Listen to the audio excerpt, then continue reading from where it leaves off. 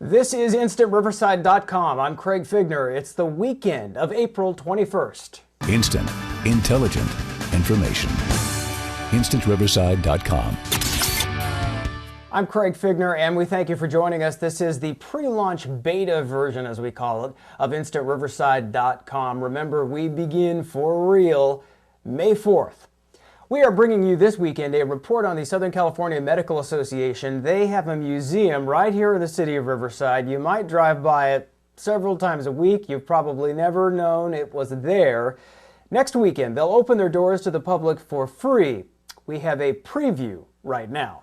Okay, this is our main exhibit hall. If you were a doctor's patient in the early 1900s, many of the primitive-looking medical tools and the cabinet full of medicine wouldn't be in a museum. They would probably be in your doctor's office, and that office might look like this. We have a doctor and a mother who brought her child in for examination. This is the Southern California Medical Museum, a look back at medicine in the early 1900s. It is located without much fanfare here in Riverside. Everything in this room is authentic as to that basic time period. Many of the treatments would be unthinkable now, like this, a patient-to-patient blood transfusion, blood taken from one person and immediately pumped into the other. It just went from one to the other.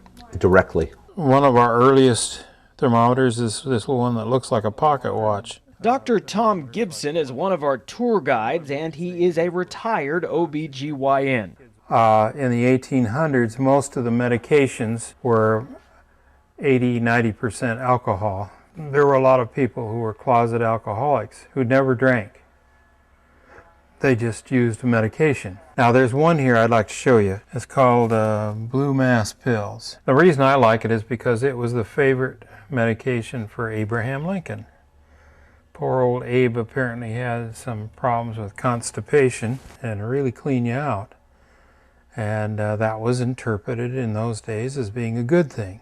No sooner was electricity invented, and the inventors were quick to market devices which claimed to treat just about anything. The results were shocking, to say the least. For the most part, the devices had no proven medical benefit, but people believed they worked. When you shock somebody, they know they've had a treatment, and they've had something done. So the placebo effect is large. Today we might scoff at the idea of a medicated toilet tissue, but people were buying it in the early 1900s, and cleanliness in hard-to-reach areas was important too. This had a long tube on it with a bulb, and you sat on this thing, squeezed the bulb, and you gave yourself an enema. It's called Sweet's colon bath, and I think it's the origin of the term sit on it. Dr. Gibson's tour included several one-liners, including a good story about the invention of the stethoscope. It was from a doctor in France. Long ago, doctors actually put their ear up to the chest to hear a patient's heart. The story is told in two different ways. One is that he had a beautiful young woman in it, and he didn't want to put his ear on her chest. The other story is that it was a very fat young woman, and she didn't smell good, and he didn't want to put his ear on her chest. Whatever the case, what resulted was a wooden stethoscope, and that device evolved into what doctors use today. And in early medicine, one scientist used a horse as a guinea pig to learn about blood pressure. Took this horse and anesthetized it, put a glass tube in its neck and the carotid artery, and he watched to see how high the blood went. And that gave him an idea what the pressure was. I'm glad they don't measure my blood pressure that way now. Dr. Gibson is 70 years old. In his days delivering babies, he says he used some of the tools that are now in this museum. We have a baby here to show. This grasps a hold of the head. Or you can use it to rotate the head if the head is not in a good position. The lawyers have kind of run it out of business. They claim, well, if there's something wrong with a baby and you use forceps, then you must have done something wrong. Warning, we are about to cover some of the more gruesome and unpleasant tools of early medicine. We'll start with the reusable tongue depressor. You held this, unfolded it, put it on their tongue, pushed down, and you could see in their throat. Then you folded it back up, put it back in your pocket. Didn't have wooden tongue blades in those days. Did they clean those? I'm afraid to say they didn't. This is one of the most interesting one of the tools here. This is called a trephine or a trepan, and it was used to burr holes in the skull. This is an x-ray of a patient after a treatment with a similar device. All of those dots, those are holes.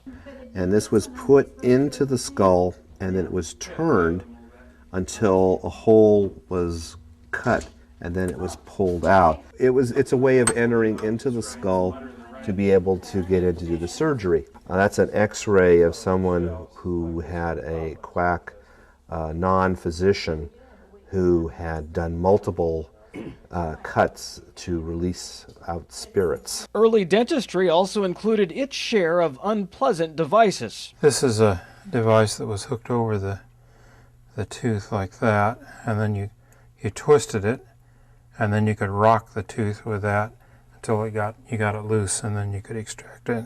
And this is part of a manually cranked dentist drill. We have pictures of one exactly like this being used here in the 1880s. The problem was that you couldn't get enough speed. It was a very slow grinding process to grind a tooth down. And for depression, electricity was believed helpful. Now when they first started using it, and of course the whole body went into a seizure because of the electrical stimulation. You broke bones, you broke off teeth. Most of the items in this museum do seem terribly crude, but in their day they were state-of-the-art. Makes you wonder what this museum might look like in another 100 years. I'm Craig Fiegener reporting, InstantRiverside.com. Well, we hope that didn't startle anybody or frighten anybody or offend anybody. You can find more information about the museum with the link on our page here at InstantRiverside.com. Coming up a bit later this weekend, we will show you why the Riverside Sheriff's Department dive team was at Canyon Lake Friday. I can see my compass, and that's not it. Copy. Can only see the gauges. Several hours searching for something. That story ahead this weekend on InstantRiverside.com. I'm Craig Fiegener. We hope you will visit us frequently. Every day, the Inland Empire changes. We grow. New freeways, more businesses. It can seem to happen instantly. You recognize the places, but who's here telling our stories? In the Inland Empire, we are bringing you our stories. A new street, a new building, a new neighborhood. There is now a place where you will find our stories. It is InstantRiverside.com. InstantRiverside.com. News for Riverside County and our neighbors. Instant, intelligent information. InstantRiverside.com.